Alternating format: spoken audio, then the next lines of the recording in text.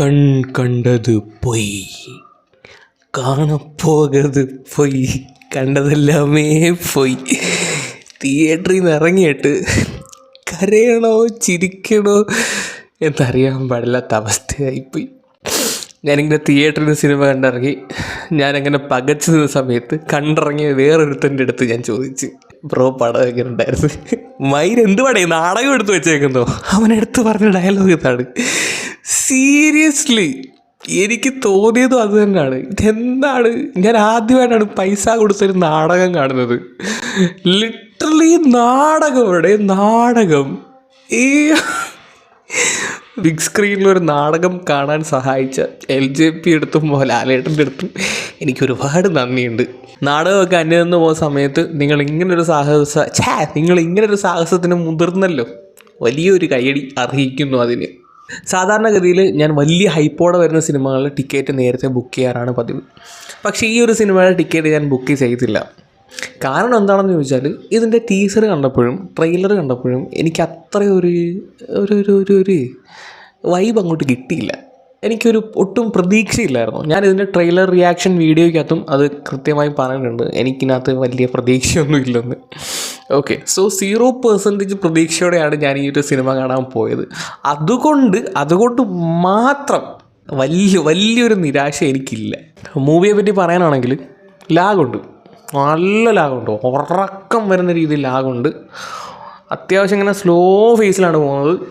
തിയേറ്ററിനുള്ളിൽ fan കറങ്ങുന്ന സൗണ്ടൊക്കെ നമുക്ക് പല സീനിലും കേൾക്കാം. കാരണം വെച്ചാൽ അത്രയും നിശബ്ദതയാണ് ആ സിനിമ നമുക്ക് സമ്മാനിക്കുന്നത്. പല സീനും ഭയങ്കര നിശബ്ദമായിട്ടാണ് പോകുന്നത്. നല്ല രീതിയിലാകുന്നുണ്ട് കേട്ടോ. എനിക്ക് ലിറ്ററലി അങ്ങ് ഉറക്കം വന്ന്, സീരിയസ്ലി ഉറക്കം വന്ന്. ഞാനങ്ങ് ഉറങ്ങിയാൽ എന്താന്ന് വരെ വിചാരിച്ചു പോയി. ഇതിൻ്റെ കഥയിലേക്കൊന്നും ഞാൻ കടക്കുന്നില്ല, നിങ്ങൾ തന്നെ പോയി കാണുക.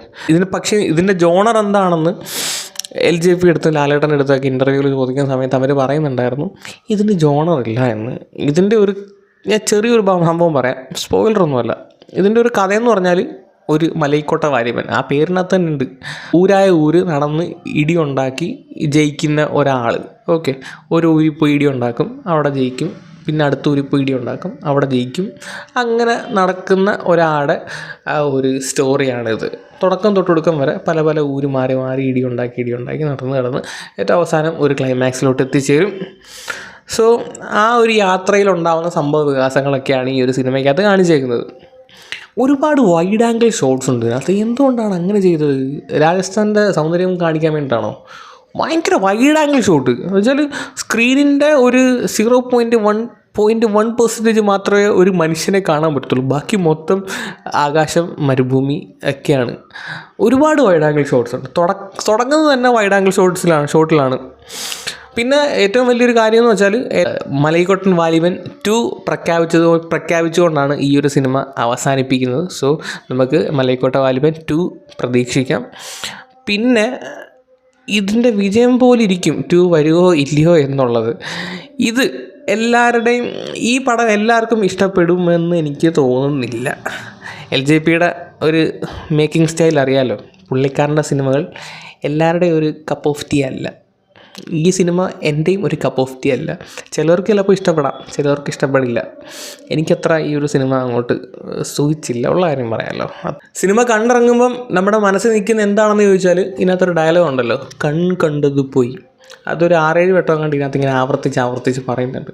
ആ ഒരു ഡയലോഗ് മാത്രമാണ് നമ്മുടെ മനസ്സിൽ നിൽക്കുന്നത്, അല്ലാതെ വേറെ ഒന്നും നിൽക്കുന്നില്ല. അതിങ്ങനെ പറഞ്ഞ് പഠിപ്പിക്കുന്ന പോലെ മനസ്സിൽ നിൽക്കുന്നു, അത്രയേ ഉള്ളൂ. അല്ലാതെ അത് യമണ്ടൻ ഡയലോഗ് അതിൻ്റെ പേര് നിൽക്കുന്നൊന്നും അല്ല കേട്ടോ. ബാക്ക്ഗ്രൗണ്ട് മ്യൂസിക് ഒക്കെ നമ്മൾ ട്രെയിലറിനകത്ത് കണ്ട ആ ഒരു സംഭവം തന്നെയാണ്. തുടക്കം തൊട്ടൊടുക്കം വരെ ബാക്ക്ഗ്രൗണ്ട് മ്യൂസിക് എല്ലാം ആ ഒരു സംഭവം തന്നെയാണ് കേട്ടോ. ട്രെയിലറിനകത്ത് എന്താണോ ബാക്ക്ഗ്രൗണ്ട് നമുക്ക് കേട്ടത് ആ ഒരു സംഭവം തന്നെ. എന്തായാലും നിങ്ങളൊന്ന് പോയി കാണണം കേട്ടോ. നാടകമൊക്കെ ഇഷ്ടപ്പെടുന്ന ആൾക്കാരാണെങ്കിൽ ചിലപ്പോൾ ഈ സാധനം ഇഷ്ടപ്പെടാൻ ചാൻസ് ഉണ്ട്. എന്തായാലും നിങ്ങളൊക്കെ ഒന്ന് കാണണം, കണ്ടിട്ട് വന്ന് അഭിപ്രായം രേഖപ്പെടുത്തുക. ഇഷ്ടപ്പെട്ടിട്ടുണ്ടോ ഇഷ്ടപ്പെട്ടിട്ടില്ലയോ എന്ന് കൃത്യമായി പറയുക. എൻ്റെ കാര്യമാണ് ഞാനീ പറഞ്ഞത്. ഞാൻ കൂടുതൽ ഡീറ്റെയിൽഡായിട്ട് ഈ ഒരു റിവ്യൂവിലോട്ട് പോകുന്നില്ല. എന്തായാലും വാലിബൻ്റെ കാര്യത്തിൽ തീരുമാനമായിട്ടുണ്ട്. മെജോറിറ്റി ഓഫ് ആളുകൾക്കും ഇത് ഇഷ്ടപ്പെടാൻ ചാൻസ് ഇല്ല എന്നാണ് എൻ്റെ ഒരു നിഗമനം. കാരണം കണ്ടിറങ്ങിയ ആൾക്കാരുടെ ഒരു മുഖഭാവവും ആ ഒരു റെസ്പോൺസും ആ ഒരു തരത്തിലായിരുന്നു. സോ നിങ്ങൾ സിനിമ കണ്ടിട്ടുണ്ടെങ്കിൽ ജസ്റ്റ് കമൻറ്റ് ചെയ്യുക നിങ്ങളുടെ അഭിപ്രായം എന്താണെന്ന്. ഇതായിരുന്നു മലൈക്കോട്ട വാലിബനെ പറ്റിയുള്ള എൻ്റെ ഒരു ഒപ്പീനിയനും കാര്യങ്ങളും. ഞാൻ സ്റ്റോറി ഒന്നും പറയുന്നില്ല, നിങ്ങൾ പോയി കാണുക, ആസ്വദിക്കുക, അത്ര തന്നെ. അപ്പം ശരി, ഇത്രയേ ഉള്ളൂ.